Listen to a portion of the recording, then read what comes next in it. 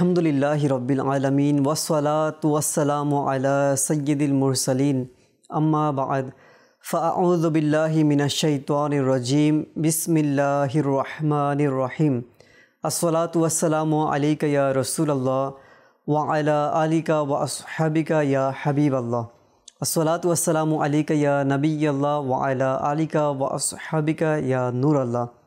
আমার প্রিয় মাদানী চ্যানেলের দর্শকবৃন্দ, আরও একবার উপস্থিত হয়েছি অনুষ্ঠান মাদানী চ্যানেল বাংলার প্রিয় নবীর প্রিয় জবাব। এই অনুষ্ঠানের মধ্যে আলহামদুলিল্লাহ আমরা জেনে থাকি, শুনে থাকি যে নবী পাকের দরবারে নবী পাকের সাহাবায়ে কিরাম আলাইহিম রিদওয়ান তারা বিভিন্ন নানা প্রশ্ন নিয়ে, নানা জিজ্ঞাসিত অনেক কৌতূহল নিয়ে, হোক সেটা দুনিয়াবি, হোক সেটা দিনী দুনিয়াবি আখিরাতের, হোক সেটা সামাজিক পারিবারিক, অর্থাৎ বিভিন্ন কিছু নিয়ে তারা নবী পাকের দরবারে এসে প্রশ্ন করত। আর আমার নবী পাক কি চমৎকার অসাধারণ উত্তর দিতেন। তো ওই সমস্ত বিষয় নিয়ে আমাদের এই অনুষ্ঠানের আয়োজন করা হয়। আজকেও শুনবো ইনশাআল্লাহ আজ্জা ওয়াজাল। তো আসুন আমরা শুরুতেই আমাদের প্রিয় আকা মাদানী ওয়ালে মুস্তাফা সাল্লাল্লাহু তাআলা আলাইহি ওয়াসাল্লামের উপর দুরূদ শরীফ পাঠ করার ফজিলত শ্রবণ করি। আমাদের প্রিয় নবী রসুল করিম রউফ রহিম সাল্লাল্লাহু তাআলা আলাইহি ওয়া আলিহি ওয়াসাল্লাম ইরশাদ করেন, যে ব্যক্তি আমার উপর দুরূদ শরীফ পাঠ করা ভুলে গেল তবে সে যেন জান্নাতের রাস্তা ভুলে গেল। মাআযাল্লাহ। প্রিয় দর্শকবৃন্দ, আমরা শুনলাম জান্নাতের রাস্তা ভুলে যাওয়ার একটি কারণ এটাও, যদি কেউ নবী পাকের উপর দুরূদ শরীফ পাঠ করা ভুলে যায়। তো কেউ কি আমরা চাই যে জান্নাতের রাস্তা আমি ভুলে যাই? আর যে ব্যক্তি জান্নাতের রাস্তা ভুলে যায় তো সে কি জান্নাতে যেতে পারবে? তো এটা হচ্ছে প্রশ্ন আমাদের। তো এর জন্য উচিত যে সর্বদা যদি আমরা চাই জান্নাতের রাস্তা না ভুলতে, যদি আমরা জান্নাতে যেতে চাই, নবী পাকের সুপারিশ লাভ করতে চাই, যদি আমরা চাই আমাদের আমল নামা থেকে গুনাহকে মিটিয়ে দেওয়ার জন্য, আমরা যদি চাই কাল কিয়ামতের দিন আমাদের নবী পাক সাল্লাল্লাহু তাআলা আলাইহি ওয়াসাল্লাম আমাদের সাথে মুসাফা করুক, আমরা যদি চাই কাল কিয়ামতের দিন হাউজে কাউসারের পানি পান করার সৌভাগ্য অর্জন করতে, আমরা যদি চাই কবরের মধ্যে নবী পাকের দিদার লাভ করতে, মৃত্যুর সময় নবী পাকের দিদার লাভ করতে, তাহলে আমাদের উচিত বেশি থেকে বেশি পরিমাণে নবী পাক সাল্লাল্লাহু তাআলা আলাইহি ওয়াসাল্লামের উপর দুরূদ শরীফ পাঠ করা। তো দর্শক, আসুন আমরা নিয়ত করে নিই এখন থেকে ইনশাআল্লাহ আমরা সর্বদা কমপক্ষে 313 বার দুরূদ শরীফ পাঠ করব। আর দাওয়াতি ইসলামীর প্রতিষ্ঠাতা কিবলা শাইখে তরিকত আমিরে আহলে সুন্নত বানিয়ে দাওয়াতি ইসলামী আল্লামা মাওলানা আবু বিলাল মুহাম্মদ ইলিয়াস আতার কাদেরী রজবি জিয়াই দামাত বরকাতুল আলিয়া তার লিখিত কিতাব 72টি নেক আমল, এই রিসালার মধ্যে তিনি 72টি প্রশ্নের মধ্যে একটি প্রশ্ন এভাবে রেখেছেন যে আপনি কি আজ 313 বার দুরূদ শরীফ পাঠ করেছেন?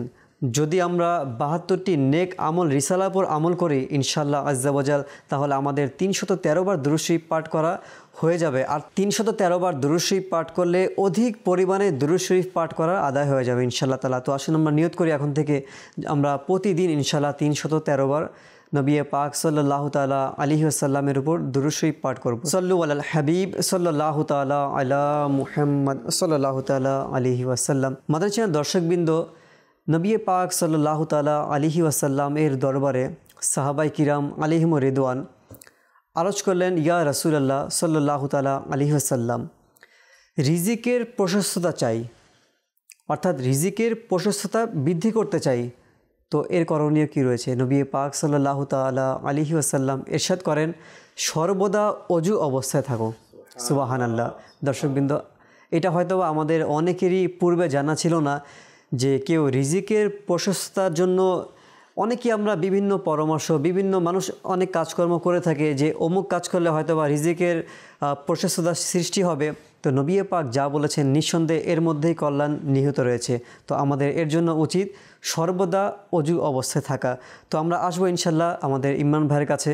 তো ইমরান ভাই, আমরা শুনলাম যদি কেউ রিজিকের মধ্যে প্রশস্ততা বৃদ্ধি করতে চায় তার উচিত সর্বদা অজু অবস্থায় থাকা। আর সর্বদা অজু অবস্থায় থাকলে তার কি ফজিলত রয়েছে, কল্যাণ কি রয়েছে, এই বিষয়ে কিছু ইরশাদ করুন। বিসমিল্লাহির রহমানির রহিম। যেটা আমাদের প্রিয় আকা সাল্লাল্লাহু আলাইহি ওয়াসাল্লাম বলেই দিয়েছেন যে রিজিকের প্রশস্ততা চাও তাহলে সর্বদা অজু অবস্থায় থাকো।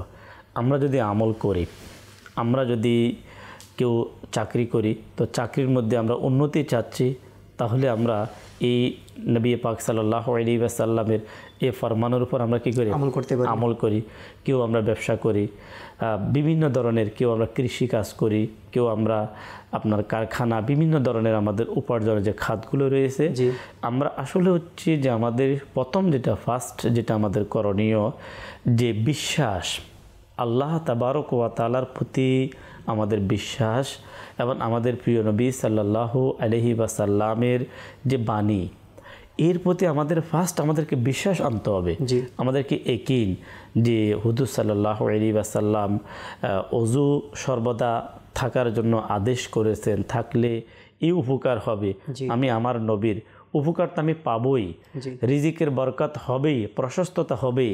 যে সর্বদা অজু অবস্থায় থাকা অবশ্যই ভালো কাজ, না হলে আল্লাহর হাবিব বলতেন না।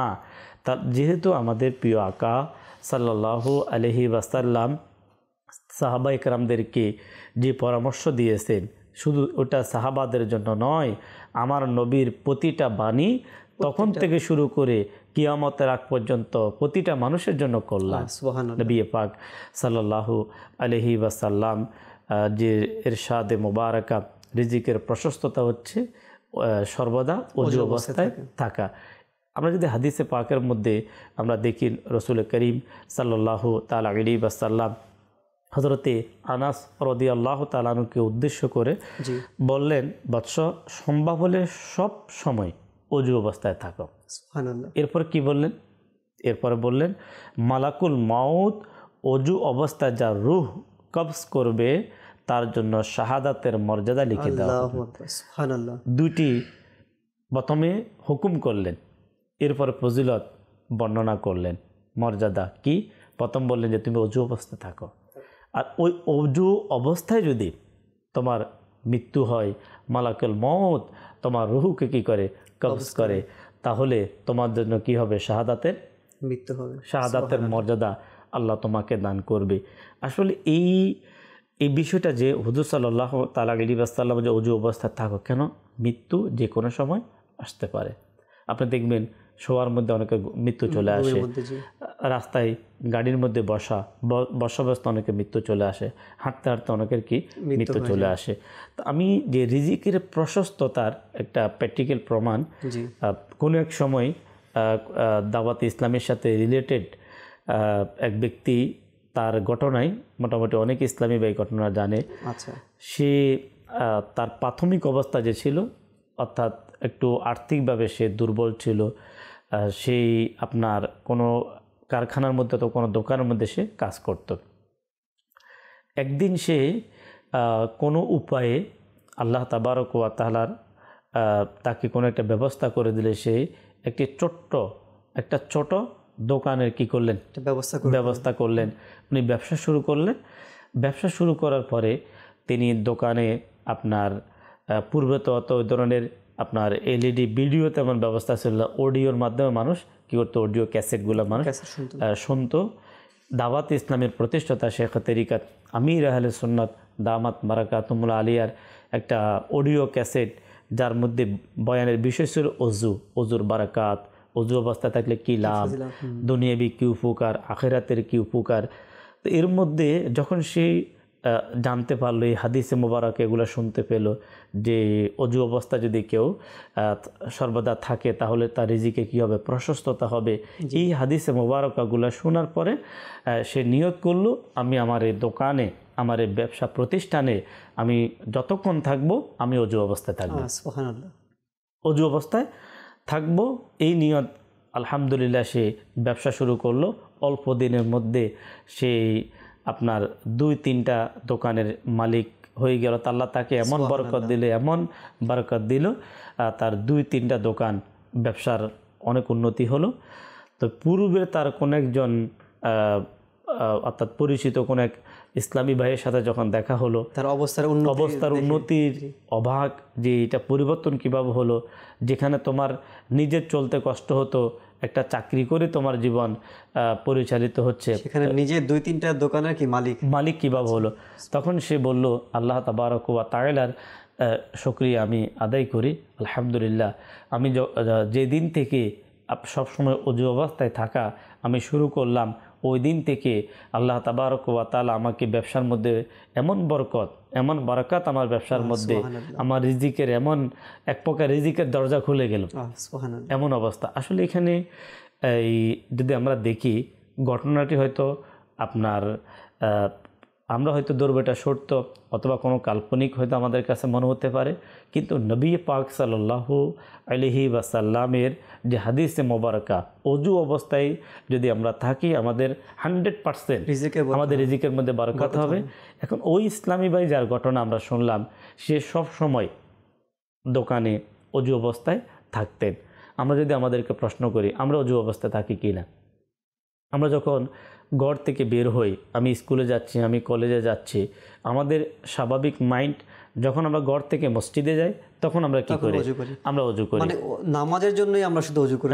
কিন্তু মূলত যে নামাজের জন্য তো অজু করতেই হবে, ফরজ করতেই হবে, এটা করতেই হবে। নামাজ অজু না থাকলে তো নামাজ হবে না, কিন্তু অজু যে সব সময় অজু অবস্থায় থাকা যে মুস্তাহাব, অজু অবস্থায় থাকার জন্য যে আমার আপনার প্রিয় নবী সাল্লাল্লাহু আলাইহি ওয়াসাল্লাম হুকুম করেছেন, এর যে দুনিয়াবী উপকার, এই যে দ্বীনি উপকার হয়তো আমরা অনেকে জানি না। বাস্তবিক ইহসান ভাই, আমি বলবো যদি কোনো ব্যক্তি জানতে পারে অজু অবস্থায় থাকলে তার দ্বীনি এবং দুনিয়াবী কী লাভ, হয়তো যেহেতু অজু করার মধ্যে কোনো টাকা লাগে না, খরচ হয় না, তখন দেখবেন সবাই কিন্তু অজু অবস্থায় থাকতে কি হবে। আর ইমরান ভাই একটা বিষয় দেখবেন যে অজু আমরা যেমন নামাজের সময় করি, বা অনেক সময় দেখবেন অজু না করলেও যখন আমরা কাজকর্ম করে আমরা ঘরে আসি, তো ঘরে এসে কিন্তু আমরা ওয়াশরুমে যেয়ে কিন্তু হাত ধুই, মুখ ধুই, পাক ইত্যাদি কিন্তু আমার ধোয়া হয়, অনেকটা অজুর মতো, কিন্তু অজু না। তো দেখেন হাত পা বা ফ্রেশ কিন্তু আমাদের হওয়া হয়, আর এর মধ্যে কিন্তু কোনো ফজিলত নেই। আমরা যদি এটা কাজ করতে পারি যে সেটাকে আমরা ফ্রেশ ওয়াশ না বলে আমরা অজু বলি, অজু করে আমি ঘর থেকে বের হচ্ছি, অজু করে বের হই, বাহির থেকে আমি আসলাম, স্কুল থেকে আসলাম, কলেজ থেকে আসলাম, অথবা বাজার থেকে আসলাম, ব্যবসা থেকে আসলাম, রাত্রে দোকানপাট বন্ধ করে আমি ঘরে আসলাম, আমি কি করলাম? অজু করলাম। আর এমনিতে আমাদের নবী পাক সাল্লাল্লাহু আলাইহি ওয়াসাল্লাম স্বয়ং নিজেই আপনার শোয়ার পূর্বে কি করতেন? অজু করতেন। ঘুম থেকে উঠে নবী পাক সাল্লাল্লাহু আলাইহি ওয়াসাল্লাম প্রথমে কিন্তু কি করতেন? অজু করতেন। যদি আমরা অজু অবস্থায়, যেমন রাত্রে যদি অজু অবস্থায় যদি আমরা স্বয়ং করি, হাদিসে পাকের মধ্যে এসেছে যে অজু অবস্থায় নিদ্রিত ব্যক্তি রোজা রেখে ইবাদতকারীর মতো। একজন মানুষ যে সারা দিন রোজা রাখে এরপরে ইবাদত করে, রাত ইবাদত করে, এর মতো ফজিলত আল্লাহ তাকে দান করবে যে অজু অবস্থায় রাতের বেলা অজু করে। রাতের বেলা অজু। আচ্ছা, একটা যেটা আমরা এই আমাদের অজু অবস্থায় যদি আমরা থাকি, এখানে আমাদের বর্তমানে আমরা যদি দেখতে পাই আপনার মানুষ বিভিন্ন সময় হঠাৎ অ্যাক্সিডেন্ট, হঠাৎ দুর্ঘটনা বলেন, বিভিন্ন ধরনের আকস্মিক দুর্ঘটনা কিন্তু চলে আসে। এক্ষেত্রে যদি আমরা অজু অবস্থায় থাকি তাহলে হয়তো আমরা বিপদ থেকে বেঁচে যাব, আমরা মুসিবত থেকে বেঁচে যাব, আমরা অ্যাক্সিডেন্ট থেকেও কিন্তু আমরা বাঁচতে পারি। যেমন কিতাবের মধ্যে আসছে আল্লাহ তাবারক ওয়া তাআলা হযরত সাইয়্যিদনা মুসা কালিমুল্লাহ আলা নবিয়িনা ওয়া আলাইহি সালাতু ওয়াস সালামকে উদ্দেশ্য করে তিনি বললেন, হে মুসা, অজুবিহীন অবস্থায় যদি আপনার কোনো মুসিবত আসে, এর জন্য আপনি নিজেকে তিরস্কার করুন যে এটা আমার কারণে। এই থেকে আমরা যদি বিপরীত দিকে আমরা যাই, অর্থাৎ অজুবিহীন বিপদ আসতে পারে, তাহলে বিপরীত কি? তাহলে এখান থেকে বোঝা যায় অজু থাকলে বিপদ। হ্যাঁ, অজু যদি আমাদের থাকে তাহলে আমরা বিপদ থেকে বাঁচতে পারবো। মানুষ তার বিপদ থেকে বাঁচার জন্য বলেন, বিভিন্ন ক্ষেত্রে মানুষ কিন্তু হাতিয়ার ব্যবহার করে, একটা কিছু রাখে তার মানে সেফটির জন্য, কেউ বডিগার্ড রাখে, অনেক কিছু রাখে। কিন্তু আসলেই নবী পাক সাল্লাল্লাহু আলাইহি ওয়াসাল্লাম আমাদের জন্য কত বড় এহসান, কত বড় দয়া আমাদের প্রতি করলেন। আল্লাহর হাবিব সাল্লাল্লাহু তাআলা আলাইহি ওয়াসাল্লাম বলেন যে মুসলমানদের জন্য উত্তম হাতিয়ার হচ্ছে দুইটি। সুবহানাল্লাহ। কি? আমরা দর্শক শ্রোতা শুনি, সেটা হচ্ছে যে একটা হচ্ছে অজু আর একটা হচ্ছে দোয়া। সুবহানাল্লাহ। এই যে অজু এবং দোয়া যদি আমরা প্রতিটি কাজে, খাবারের আগে দোয়া, খাবারের পরে দোয়া, তারপরে অজু করার আগে দোয়া, এরপরে শোয়ার সময় দোয়া, শোয়া থেকে উঠে দোয়া, ঘর থেকে বের হলাম যানবাহনে উঠে দোয়া, যানবাহনে ওঠার দোয়া, এরপরে বাজারে যাওয়ার দোয়া, এরপরে এই যে প্রতিটা যে কাজ, এই প্রতিটা কাজে আমরা যদি দোয়াকে যদি আমরা সামিল রাখি, আর দ্বিতীয় নম্বরে প্রথম নম্বর হচ্ছে তো অজু, দ্বিতীয় নম্বর হচ্ছে দোয়া। অজু অবস্থায় যদি আমরা থাকি, এটা আমাদের জন্য উত্তম হাতিয়ার বলা হয়েছে, উত্তম হাতিয়ার, অর্থাৎ প্রতিটা বিপদের মোকাবেলা করার জন্য যথেষ্ট। তো আমি আপনি বডিগার্ড রাখি অথবা আরও অন্য কিছু যদি নিজেকে সেফটির জন্য ঢাল হিসাবে, পূর্বের যুগে কি রাখতো আপনার তলোয়ার বলেন, তারপরে ওই যে যুদ্ধের ময়দানে কিন্তু এই আপনার একটা ঢাল রাখা হতো যাতে করে তীর, যাতে স্টিলের অর্থাৎ তীর নিক্ষেপ করলে যাতে করে সেটা বাঁচতে পারে। জয় কিছু আমরা বলি না কেন, আল্লাহর হাবিব সবচাইতে উত্তম বলছে অজুকে। তো মুসলমানদের বিপদ আপদ আমাদের আসতেই পারে যে কোনো সময় হঠাৎ। আমাদের যেমন আমি মোটরসাইকেল নিয়ে কেউ ঘর থেকে বের হয়, আসার সময় কিন্তু দেখা যাচ্ছে অ্যাক্সিডেন্ট করে আসে, এমনও ব্যক্তি আছে অ্যাক্সিডেন্টে মারাও যাচ্ছে। কিন্তু আমরা যদি আল্লাহ তাবারক ওয়া তাআলার দয়ায় অজু অবস্থায় ঘর থেকে বের হলাম, অজুর মাধ্যমে আমাদের তাহারাত হবে, আমাদের পবিত্রতা হাসিল হবে। এর পাশাপাশি আল্লাহ তাবারক ওয়া তাআলা আমাদেরকে বিপদ আপদ থেকে হেফাজত করবে। পাশাপাশি ইমরান ভাই, অজুর ফজিলত যদি আলোচনা করা হয়, অসংখ্য ফজিলত রয়েছে। যদি আজকের বিষয় হচ্ছে একটা যে রিজিকের প্রশস্ততা, এর পাশাপাশি অসংখ্য ফজিলত, যেমনিভাবে আলা হজরত ইমামে আহলে সুন্নত মাওলানা ইমাম আহমদ রাজা খান রাহমাতুল্লাহি তাআলা আলাইহি তিনি বলেন যে কোনো আরেফিন, তো তিনি বলে থাকেন যে সব সময় অজু সহকারে থাকে, আল্লাহ তাআলা তাকে 7টি মর্যাদা দান করেন। সুবহানাল্লাহ। আচ্ছা, আমরা জানবো এই 7টি কি। তো 1 নম্বর রয়েছে যে ফেরেশতাগণ তার সঙ্গ লাভ করার ইচ্ছা পোষণ করবে অজু অবস্থায় যদি কেউ থাকতে পারে। নাম্বার 2, কলম তার নেকি লিখতে থাকে। নাম্বার 3, তার অঙ্গগুলো তাসবিহ পাঠ করতে থাকে। এবং নাম্বার 4, তার তাকবীরে উলা বা প্রথম তাকবীর হাতছাড়া হয় না। এটা কিন্তু অনেকের দেখা যায় যে ইমরান ভাই, মসজিদের তাকবীরে উলা হাতছাড়া হওয়ার একটা কারণই হচ্ছে অজু না থাকার কারণে দেখা গেছে জামাত শুরু হয়ে যাবে, তাড়াতাড়ি করে অজুখানা যায়, আস্তে আস্তে প্রথম তাকবীর মিস হয়ে যায়। তো এর জন্য বলা হয়েছে যদি কেউ অজু অবস্থায় থাকে তার তাকবীরে উলা হাতছাড়া হবে না। 5 নম্বর রয়েছে নিদ্রায়কালে আল্লাহ তাআলা কিছু ফেরেশতা পাঠান যারা তাকে মানুষ এবং জিনের অনিচ্ছা থেকে রক্ষা করে। রাতের বেলা ঘুমানোর সময় এই জিনিসটা হয়, মানুষের চোরেরও অনেক কিছু রিস্ক থাকে, ভয় থাকে, জিনেরও কিছু অনিচ্ছা থাকে এখানে। নাম্বার 6, মৃত্যুর যন্ত্রণা তার উপর সহজ হয়। এবং নাম্বার 7, যতক্ষণ পর্যন্ত অজু সহকারে থাকবে আল্লাহ তাআলার নিরাপদ তার উপর ততক্ষণ থাকবে। আল্লাহ আল্লাহ আল্লাহ। মানে অজু অবস্থায় অজু অবস্থায় থাকলে নিরাপত্তা আল্লাহ তাবারক ওয়া তাআলার পক্ষ নিরাপদ। আসলে হচ্ছে কি, প্রথমত আমাদের মাইন্ড চেঞ্জ করতে হবে। আমাদের মাইন্ড হচ্ছে যে নামাজ পড়তে হবে, যেন অজু করতে হবে। কিন্তু কিতাবের মধ্যে লেখা হয়েছে যে সর্বদা অজু অবস্থায় থাকা এটা ইসলামের সুন্নাত। এটা শুধু যে এখন আমাদের জন্য না, ইসলামের শুরু থেকে এই পবিত্রতার যে অজুর যে বিধানটা, এটা অজুর যে বিধানটা তাহারাতের জন্য, পবিত্রতার জন্য অজু অবস্থায় থাকা। আসলে ইসলাম আমাদেরকে যা কিছু দিয়েছে, এহসান ভাই, আমি আপনার মাধ্যমে আমাদের দর্শক শ্রোতাকে বলবো, ইসলাম আমাদেরকে যা উপহার দিয়েছে, ওই উপহারের মধ্যে যেভাবে দিনী উপকার, এর মধ্যে কিন্তু দুনিয়াবী উপকার। এই যে আমরা এতক্ষণ আপনার থেকে যে আলা হযরত রাহমাতুল্লাহ তাআলা আলাইহি রেফারেন্স দিয়ে যে এক প্রকার যে 7টা যে প্রতিদান আমরা শুনলাম, যারা সর্বদা অজু অবস্থায় থাকবে, ফেরেশতা রক্ষণাবেক্ষণ করবে, তার আল্লাহ তাবারক ওয়া তাআলার নিরাপত্তায় সে থাকবে। এর পাশাপাশি যদি আমরা দেখি দুনিয়াবী উপকার কি, এর দ্বারা আমি কি উপকার পাবো। দাওয়াত ইসলামের প্রতিষ্ঠাতা আমির আহলে সুন্নাত হযরত আল্লামা ইলিয়াস আফতান কাদেরী দামাত বারাকাতুহুল আলিয়া, ওনার লিখিত কিতাব যা হচ্ছে অজু ও বিজ্ঞান, এর মধ্যে তিনি খুবই গুরুত্বপূর্ণ এবং খুবই শিক্ষণীয় একটি ঘটনা তিনি আমাদের জন্য আনলেন। বর্তমান বিজ্ঞানের যুগ, আর মানুষ অনেক সময় দেখা যায় যে দুনিয়াবী কিছু হলে ইন্টারেস্ট বেশি কাজ করে, বিজ্ঞানের যুগ। আচ্ছা, বিজ্ঞান কি বলে? তো আসলে বিজ্ঞানের চেয়েও বিজ্ঞান যিনি, যার কথা আমাদেরকে অবশ্যই মানতে হবে, আমরা মানি, তিনি হচ্ছে আমাদের নবী। তো আমাদের নবী পাক সাল্লাল্লাহু আলাইহি ওয়াসাল্লামের তা অবশ্যই আমরা মানব, কিন্তু বিজ্ঞান যেটাকে ভালো বিষয় যেগুলো আবিষ্কার করে, যেটা ইসলাম সম্মত, ওইটাকেও আমাদেরকে মানা উচিত। তার সঙ্গে আমরা ঘটনাটা ইনশাল্লাহ আমরা শুনি, তো হয়তো আমাদের শারীরিক উপকারের জন্য আমরা এই অজুকে বড় একটা হাতিয়ার হিসাবে আপনার সাওয়ার মাধ্যমে আমরা কাজ করতে পারি। এক ব্যক্তি বলেন, আমি বেলজিয়ামে কোনো এক বিশ্ববিদ্যালয়ে এক শিক্ষার্থীকে ইসলামের দাওয়াত দিলাম। সে জিজ্ঞাসা করলো, অজুর মধ্যে কি কি বৈজ্ঞানিক রহস্য রয়েছে। আচ্ছা, আমি নিরুত্তর হয়ে যাই, আমি তাকে কোনো আনসার দিতে পারলাম না। তাকে একজন আলিমের নিকট আমি নিয়ে গেলাম, কিন্তু তার কাছের তেমন বিশেষ কিছু তেমন জানা ছিল না।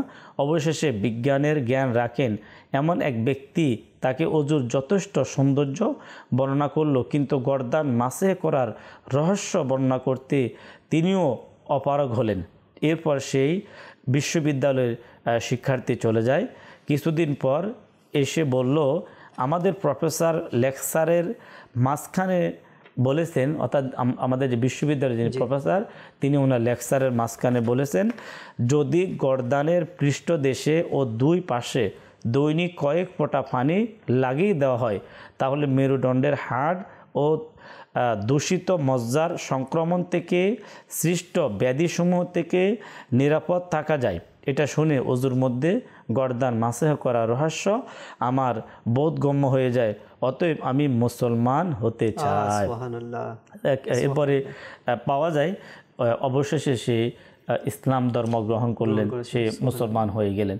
আসলে এখানে যে আপনার বিশেষ করে আমরা যদি দেখতে পাই যে ইসলাম আমাদেরকে যে সকল বিষয়গুলো আমাদেরকে দিয়েছেন, এই কাজগুলো যদি আমরা করি, এটা আমার আপনার জন্য দুনিয়াবী ক্ষেত্রে উপকার, আখিরাতের ক্ষেত্রে কি উপকার। আরেকটি ঘটনা এভাবে এসেছে যে কোনো একজন একটি বাহিরের দেশের একজন আপনার মেন্টাল হাসপাতালের একজন চিকিৎসক, তিনি কোনো একজন ব্যক্তির উপরে, একজন মুসলিম ব্যক্তির উপরে দৃষ্টি পড়লো, সে অজু করতে লাগলো। আচ্ছা, যখন অজু করতে লাগলো, অজু করার মধ্যে সে গর্দান মাসে করলো। আচ্ছা, তো সেই ডাক্তার তাকে প্রশ্ন করলো, তার পরিচয় জানতে চাইলো। তো পরিচয় জানতে পারলো সে মুসলিম। তো মুসলিম বলে, তুমি এই মুহূর্তে তুমি যে কাজটা করছো এটা কি? বলে, আমি অজু করলাম, নামাজ আদায় করবো, সালাত নামাজ আদায় করবো। তবে ডেলি তুমি কয়বার করে থাকো? সে বলল যে 5 বার। আমি 5 বার যেহেতু নামাজ আদায় করি, তো নামাজের পূর্বে আমাদেরকে এভাবে অজু করতে হয়। তো বলে, প্রতিবার কি তোমাকে এই তোমার যে গর্দান যেটা, এটা তোমাকে এভাবে মাসেহ করতে হয়? বলল যে হ্যাঁ। তা তিনি বললেন যে আমরা মানসিক রোগী যারা মেন্টাল, যারা পাগল আমরা বলি, যারা মেন্টাল, যারা মানসিক, যাদের মস্তিষ্কে যে প্রবলেম, এই রোগীদেরকে ওই ডাক্তার তিনি বলতে লাগলেন তাদেরকে চিকিৎসা হিসাবে প্রতিদিন কয়েকবার তাদের এই গর্দানের মধ্যে তাদের কিছু ভিজিয়ে দেওয়া হয়, তাদেরকে পানি দেওয়া হয়। তিনি বললেন যে তিনি এটা সার্টিফিকেট এক প্রকার। তিনি বললেন যদি কোনো ব্যক্তি, কোনো মুসলমান এভাবে ডেলি কয়েকবার যদি এভাবে অজু করে আর এখানে মাসে করে, তাহলে সে কখনো পাগল হওয়ার সম্ভাবনা নাই। আসলে দেখেন, এই নিয়ামত আপনাকে দিয়েছে কি? ইসলাম। আর ইমরান ভাই, এইখানে একটু বিষয় অ্যাড করবো যে আর এবার গবেষণার মধ্যে এটাও দেখা গেছে যে এই যে মানসিক রোগী, পাগল যাদেরকে আমরা বলি, তো এই মানসিক রোগীদের মধ্যে মুসলমানদের সংখ্যা একেবারে কম। জি, কারণ মুসলমানরা প্রতিনিয়ত কি অজু করে। এটা আসলে এটা কি হয়তো মাদানী চ্যানেলের থেকে শুনে আমরা হয়তো অবাক যাব, এটা আমাদের কথা না। জি, এটা আমাদের কথা না। বর্তমান বিজ্ঞান তারা এটা বলতে বাধ্য যে মুসলমানদের মধ্যে মানসিক রোগী কম হওয়ার কারণ হচ্ছে একটাই, তারা সবসময় কি করেন? তারা অজু করে থাকে, আর অজু অবস্থায় থাকে। আর পাশাপাশি কিন্তু এই অজুকে গবেষণা করে যারা বিভিন্ন দেশে, যারা আপনার সায়েন্টিফিক, যারা আপনার মেন্টাল হাসপাতালে যারা চিকিৎসক, তারা কিন্তু যে গর্দানে যে পানি দেওয়া, এই রগে যে পানি দেওয়া, বিশেষ করে এটা কিন্তু অজু থেকে তারা এই জিনিসটাকে বের করেছে।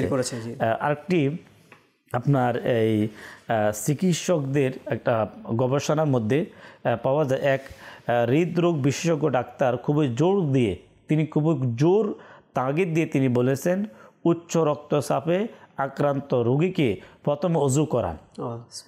যাদের হাই প্রেশার যেটাকে বলা হয়, মানে উচ্চ রক্তচাপে প্রথম অজু করান, তারপর ব্লাড প্রেশার পরীক্ষা করুন, অবশ্যই অবশ্যই তা কমে যাবে। দেখেন এমনটা কিন্তু দেখা যায় ইমরান ভাই, যাদের ব্লাড প্রেশার হাই এদেরকে ঘাড়ের মধ্যে পানি ঢালতে থাকে, দেখা যায়। তো বলা হচ্ছে তাদেরকে যদি তাদেরকে ওযু করে দেওয়া হয়, এরপর যদি প্রেশার মাপা হয়, দেখা যাবে তাদের প্রেশার কি আস্তে আস্তে কমে যাবে। উনি 100% শিওর, মানে এক হিসেবে বলেছেন, তিনি বলেছেন, তিনি জোর দিয়ে তিনি বলেছেন। তো এক মানসিক রোগ বিশেষজ্ঞ মুসলিম ডাক্তার বলেন মানসিক রোগের উত্তম চিকিৎসা হলো ওযু। সুবহানাল্লাহ। দেখেন, পশ্চিমা দেশের মানসিক রোগ বিশেষজ্ঞগণ রোগীদের শরীরে ওযুর ন্যায় দৈনিক কয়েকবার পানি ঢেলে দেয়। ইমরান ভাই, আসলে ইসলামে যা আছে, যেই নেয়ামত আমাদেরকে আল্লাহ নবী সাল্লাল্লাহু তাআলা আলাইহি ওয়াসাল্লামের মাধ্যমে আমরা পেয়েছি, নিঃসন্দেহে এর মধ্যে দুনিয়াবী কল্যাণ তো রয়েছে, আর আখিরাতে তো উত্তম প্রতিদান রয়েছে। আজকে দেখেন যে ওযু করলে বেশ কিছু অঙ্গ আমাদেরকে ধৌত করা হয়, যেমন আমরা হাত ধুই, আচ্ছা আমরা নাকের ভিতর পানি দিই, পুরো মুখমণ্ডল ধৌত করি, এই যে ঘাড় মাসায় আপনি বললেন। আচ্ছা, এই যে আমাদের বর্তমানে যেই আমরা বলি মহামারী, বিজ্ঞানীরা এই মহামারীর কোনো ট্রিটমেন্ট শুরুর দিকে পায়নি, তো পরে কি বলা হলো, বেশি পরিমাণে হাত ধৌত করার জন্য। যদি আমরা দেখেন এই বড় একটা মহামারী থেকে যদি আমরা বাঁচতে চাই, কি বললো, হাত ধৌত, কারণ এর মাধ্যমে কিন্তু অসংখ্য রোগ, জীবাণু ইত্যাদি, এই যে ভাইরাস, এটা ছড়ায়। তো এটা কিন্তু ট্রিটমেন্ট এখন তারা বিজ্ঞানীরা করেছেন, কিন্তু এই ট্রিটমেন্ট কিন্তু আল্লাহর নবী আর প্রায় 1450 বছর আগেই করে দিয়েছেন। মাদানী চ্যানেলের বিভিন্ন প্রোগ্রাম থেকে আমরা ওযুর উপকারিতা, ওযুর করার বরকতগুলো আমরা শুনি, কিন্তু বড় আফসোস হচ্ছে যে আমরা আমাদের তাহারাতের জন্য, পবিত্রতার জন্য, যদি কোনো একজন মুসলমান সে চায় যে আমি সবসময় পরিষ্কার পরিচ্ছন্ন থাকতে চাই, এর জন্য সবচাইতে বেস্ট হচ্ছে কি ওযু। তো ইমরান ভাই, আমি যেহেতু অনুষ্ঠানের সময় আমাদের প্রায় শেষ, তো দর্শকদের উদ্দেশ্য এটাই বলবো যে দর্শকবৃন্দ আজকে হয়তোবা শুনলেন ওযুর বিষয় নিয়ে। দুনিয়াবি তো অনেক অসংখ্য কল্যাণ রয়েছে, পাশাপাশি আখিরাতেও এর অসংখ্য কল্যাণ রয়েছে। তো হয়তোবা আশা করি যে এই অনুষ্ঠান, আজকের এই পর্ব দেখে আপনাদেরও মন মানসিকতা সৃষ্টি হয়েছে যে এখন থেকে ইনশাল্লাহ আমিও যদি রিজিকের প্রশস্ততা চাই, তাহলে আমিও ইনশাল্লাহ এখন থেকে সর্বদা ওযু অবস্থায় থাকব।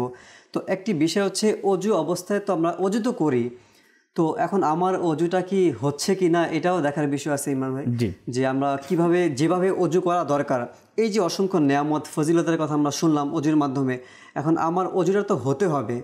ওযু করার কিন্তু কিছু তরিকা রয়েছে, কিছু সিস্টেম রয়েছে। তো কিভাবে কিতাবের মধ্যে হুকুম রয়েছে, কিভাবে নাকে পানি দিতে হবে, কিভাবে এই ঘাড় মাসাজ করতে হবে, কতটুকু পানি ওযুতে খরচ করতে হবে, এবং ওযুর মধ্যে মাকরু কি রয়েছে। আমরা ওযু করি কিন্তু ওযুর মধ্যে অনেক মাকরু রয়েছে, কি কারণে ওযু ভঙ্গ হয়ে যায়, কি কারণে ওযু ভঙ্গ হয়। তো আমি বলবো, যদি আমরা চাই প্রপারলি, পরিপূর্ণভাবে, শুদ্ধভাবে আমরা ওযু শিখতে, তো আমি বলবো দাওয়াত ইসলামী রয়েছে। আলহামদুলিল্লাহ, দাওয়াত ইসলামীতে প্রতি সপ্তাহে 3 দিন, শুক্র, শনি, রবি, 3 দিনের মাদানী কাফেলায় সফর হয়ে থাকে, পাশাপাশি 7 দিনের নামাজ কোর্স হয়। এই কোর্সগুলির মধ্যে আপনি যখন অংশগ্রহণ করবেন, সময় দিবেন, ইনশাল্লাহ সেখানে ওযুর প্র্যাকটিক্যালি কিভাবে ওযু করতে হয়, কোন মুবাল্লিগ ইসলামী ভাই সেখানে আপনাকে প্র্যাকটিক্যালি ওযুর তরিকা শিখিয়ে দেবেন। তো এর জন্য আমি বলবো দাওয়াত ইসলামীর সঙ্গ দেন, দাওয়াত ইসলামের সঙ্গে আপনি সম্পৃক্ত হয়ে যান ইনশাল্লাহ তাআলা। শুধু ওযু নয়, ওযু, নামাজ, রোজা ইত্যাদি যত ইসলামের আমাদের জন্য যতটুকু ফরজ রয়েছে, ফরজ উলুমগুলি আমাদের সব কিছু আলহামদুলিল্লাহ দাওয়াত ইসলামের মধ্যে শেখানো হবে। যা শিখতে অনেকে হয়তো বা মাদ্রাসায় ভর্তি হয়, তো আমাদের অনেকের বয়স হয়ে গেছে, আমরা চাইলেও সম্ভব না যে মাদ্রাসায় ভর্তি হয়ে আমরা এই সমস্ত বিষয়গুলি শিখব। তো এর জন্যই দাওয়াত ইসলামী আমাদেরকে এই সমস্ত নেয়ামতগুলি, অর্থাৎ প্যাকেজগুলি, যে কোর্সগুলি আমরা বলি, এই কোর্সে যদি আপনি অংশগ্রহণ করেন, কোর্সগুলি শিখেন, ইনশাআল্লাহ তাআলা আমরা অনেক কিছু শিখতে পারবো। তো আমরা যা শিখলাম আজকের অনুষ্ঠান থেকে, আল্লাহ তাবারক ওয়া তাআলা আমাদেরকে বোঝার, এর উপর আমল করার তৌফিক দান করুক। ততক্ষণ পর্যন্ত মাদানী চ্যানেলের সঙ্গেই থাকুন। সাল্লু আলাল হাবিব সাল্লাল্লাহু তাআলা আলা মুহাম্মদ সাল্লাল্লাহু তাআলা আলাইহি ওয়াসাল্লাম।